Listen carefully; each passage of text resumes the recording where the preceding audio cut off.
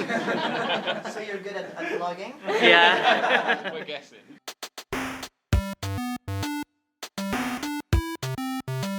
So I'm Jules, I work in the UK team. As Daniel introduced this morning, we're all like French or Italian or Swiss or anything in this team but British, kind of.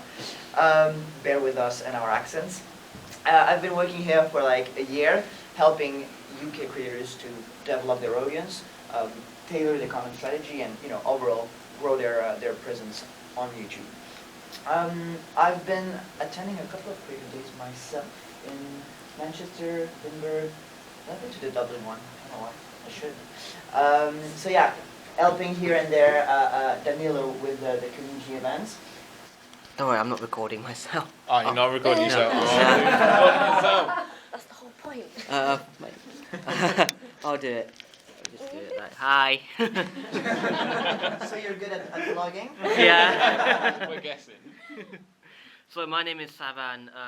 Everyone calls me Sav. I'm a YouTube. Of course, I'm a YouTube. Sorry, it was the other one that I'll send them over here. Sorry, which room is it? This one here, but this is perfect anyway. I'll send them over. Okay, wrong room. Wrong room. I mean, it's Saturday, the office is empty. So, in terms of, because each of you have slightly different content, do you feel like there's any kind of tips for that growth that have come specific from your content, or just for YouTube in general? Or was it kind of like you fell into this accident where, oh, this video did really well and who knows how? Or did you have specific, like, okay, I know that this is something I can do in order to change this?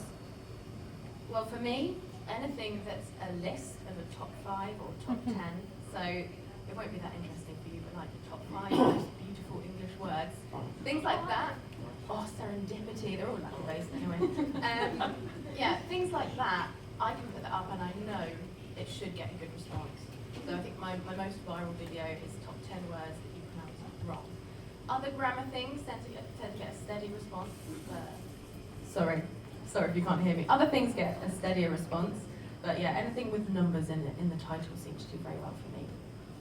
We kind of had, do you remember that candy video phase that happened? Sorry, like that kind of, I think we kind of started that, but that was our friend Jana, who runs a YouTube vloggy channel, then an Arabic channel. She did a video that was like, that sounds fun, I love eating, so I can eat some American candy, and we did that. And that was like 2 years ago-ish, so that was one thing we did, and we kind of realised roughly that us engaging with and reacting to popular content in some form, it doesn't need to be necessarily eating candy, but like reacting to a song or giving a review on a song, something like that. That's kind of what we do in a way, so it's just engaging with popular content. So we know that if we engage with Ed Sheeran's latest song, for example, in some form, not necessarily rating it, but discussing it in some form, but that will do well because obviously it's a topicality. Topicality, that's a good one.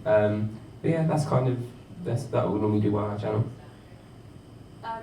For me, I feel like you're gonna see good engagement and on my videos is what I've seen is when you have like a niche topic, and so I can very much see how you've grown so much in the last year because you have your English grammar thing that you do, and that's what all your videos about, and so it's a lot. I feel like it's a lot easier to grow when you have a niche channel, and so my channel's like half niche, so it's like got the sex and relationships thing, but then it is also still very much a personality based channel, so there's loads of other stuff that I do that's kind of just more about me.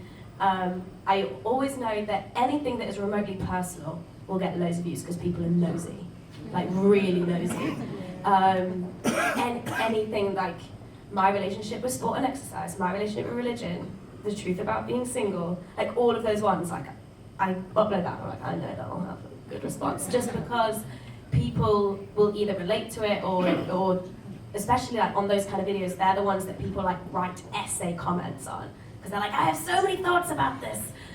And then the other thing that I've noticed that is been good for me in terms of growth and also keeping my channel quite fresh, and I hate using that word, that sounds gross, but it's creating new series and like new things, new hooks that people can expect from your channel and like know what they can come back to. So the beginning of 2015 or 2016, I can't remember. I started the Drunk Advice series, and then I still love doing that, but it was at the point where I was like, I'm not getting old, but I'm like, I need something else on my channel to kind of like reboot the whole thing. And so then I started the Hormone Diaries series about 6 months ago, and that has been doing incredibly well. That's like a combination, right, between the Yeah. series thing and then the personal thing, so Mm. like tying those two things together. Yeah, exactly. And that series allows me to be personal, but then also explore a lot of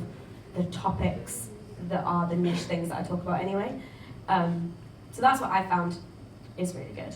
So, what's your name and what do you do? My name's Dazale. I have a channel, it's iamdazale, spelled D-A-Z-A-L-E, and I do beauty and travel vlogs and any random stuff that I feel like doing. What did you find today? What was your favourite bit of the day? I really liked when we got to go into like groups and talk about channels and discuss, because you really learn a lot from like other people. It's good, yeah.